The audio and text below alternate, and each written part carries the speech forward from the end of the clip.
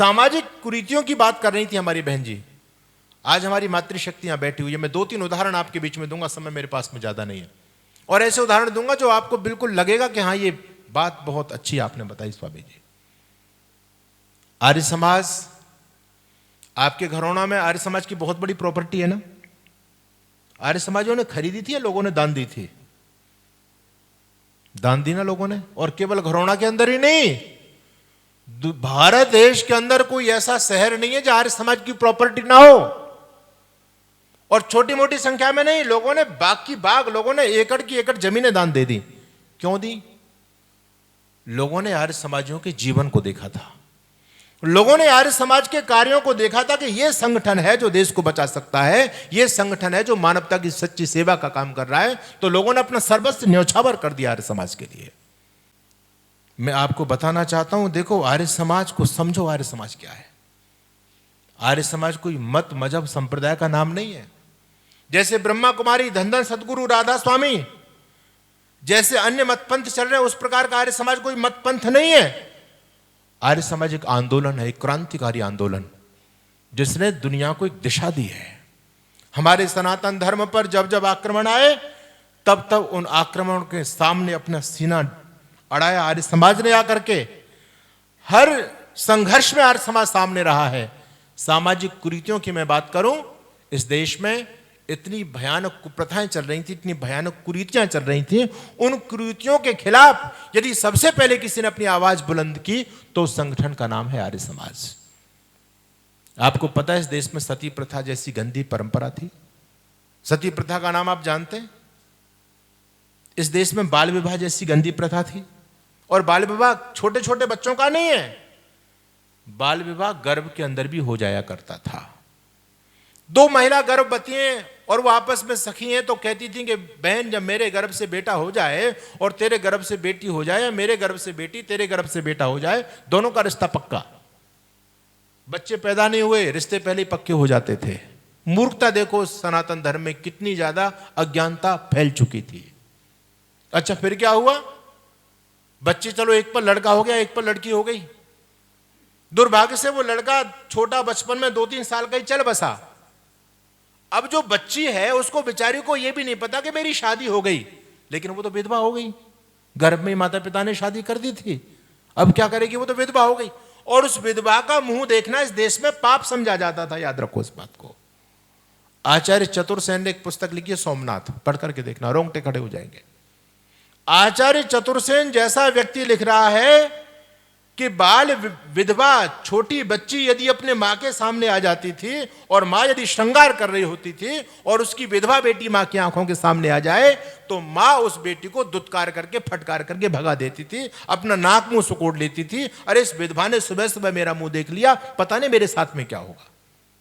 इतनी अज्ञानता इस देश में फैली हुई थी। जो बच्ची विधवा हो जाती थी और विधवा का मुंह देखना समाज में पाप समझा जाता था, वो कहां जाती थी? वो सारी देवदासियां बना करती थी, विधर्मियों के घरों तक पहुंच जाया करती थी। दुर्भाग्य इस देश का था ये।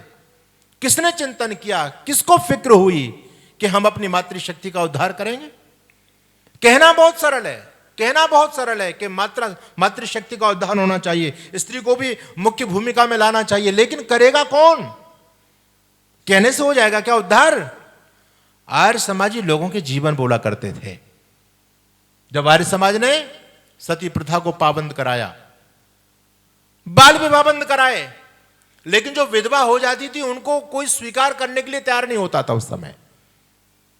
और उस समय की बात तो छोड़ दो, आज भी कोई विधवा से शादी कर सकता है क्या? बोलो बोलो, कर सकता है? अरे वही तो कर लेगा जो विदुर होगा। जिसकी पत्नी मर जाए तो वो किसी विधवा से को अपना लेगा, लेकिन क्या अपने बेटे की आप शादी किसी विधवा से पहली बार में कर सकते हो क्या? कोई नहीं करेगा। आज से 150 साल पहले की लौटो पीछे। आज तो इतना ये युग बदल चुका है, आज से 150 साल पीछे लौटो। उस जमाने में विधवा की क्या स्थिति थी और विधवा उद्धार का जो काम आर्य समाज ने किया, ये कोई बातों से नहीं हो गया था। आर्य समाज के कार्यक्रम हुआ करते थे। आर्य समाज के कार्यक्रमों में विद्वान भाषण देते थे और कहते थे कि जो विधवा का कलंक हमारे समाज पर है। हम मातृशक्ति को मुख्य धारा से जोड़ना चाहते हैं, विधवाओं का उद्धार होना चाहिए, विधवाओं को स्वीकार करना चाहिए समाज को। अब करेगा कौन विधवा को स्वीकार? तो जितने लोग होते थे वो संकल्प लेकर के जाते थे कि हम इस काम को करेंगे और हम अपने बेटे की, कम से कम हमारे 2-3 बेटे हैं तो कम से कम एक बेटे की शादी तो किसी न किसी विधवा से जरूर करेंगे। मुंशी प्रेमचंद का नाम आप सभी ने जाना होगा। देश के बहुत बड़े इतिहासकार हैं, बहुत बड़े प्रसिद्ध साहित्यकार हैं मुंशी प्रेमचंद। मुंशी प्रेमचंद कट्टर आर्य समाजी थे, ऋषि दयानंद जी महाराज के मानस पुत्र थे और मुंशी प्रेमचंद ने विधवा से विवाह किया था। किस लिए? क्योंकि विधवा उद्धार करना था, मातृशक्ति को समाज के मुख्य धारा से जोड़ना था, इसलिए मुंशी प्रेमचंद जी ने विधवा से विवाह किया। है किसी में दम? ये सामाजिक कुरीतियां ऐसे नहीं टूट गई, आर्य समाज ने जीवन दिया है अपना, तब जाकर के इस समाज की कुप्रथाएं, कुपरंपराएं दूर हुई हैं। एक लाला जी कार्यक्रम में गए, विद्वान भाषण दे रहे थे कि संकल्प लेकर के जाओ, यदि तुम्हारे 4 बेटे हैं, 3 बेटे हैं तो एक बेटी की शादी किसी विधवा से जरूर करना। ये ऋषि दयानंद जी महाराज का कहना था, तभी विधवा उद्धार होगा। सेठ जी आए, संकल्प लेकर के आए, बोले मैं अपने 4 बेटों में से एक बेटी की शादी किसी विधवा के साथ में करूंगा। गांव के लोगों को पता चला, बोला तू सेठ जी पागल हो गया है, तू क्या कर रहा है? तू गांव में विधवा को बहू बना करके लाएगा, गांव का नाश कराएगा क्या? तू अकल नहीं है तेरे में? लोगों ने विरोध किया, लेकिन सेठ जी तो वैदिक धर्म को जान चुके थे, वैदिक सिद्धांतों से जुड़ चुके थे और उन्होंने कहा कि नहीं, ऐसा कुछ नहीं होता, मैं तो ऋषि दयानंद जी महाराज की पावन परंपरा आर्य समाज से जुड़ गया हूं, इन सामाजिक कुरीतियों को दूर करने के लिए मैं संकल्प लेकर के आया हूं, मैं तो एक बेटी की शादी विधवा से जरूर करूंगा। लोगों ने कहा हम तेरा हुक्का पानी बंद करेंगे। बोले हुक्का पानी बंद क्या करोगे? हम तो हुक्का पानी का विरोधी करते हैं, पीते भी नहीं है, तुम क्या बंद करोगे? अब लाला जी बड़े दमदार थे, प्रतिष्ठित व्यक्ति थे, तो लोगों को लगा भाई ये व्यक्ति रुकने वाला नहीं है, अब क्या करें? लोगों ने कहा कि भैया सुनो, अरे वो कर रहा है, उसके सामने परेशानी होगी, उसका जो लड़का है उसकी शादी कहीं से होती नहीं है तो क्या करेगा? किसी विधवा को तो पकड़ के लाएगा ना। लोगों ने बेकार की बातें चलानी प्रारंभ कर दी।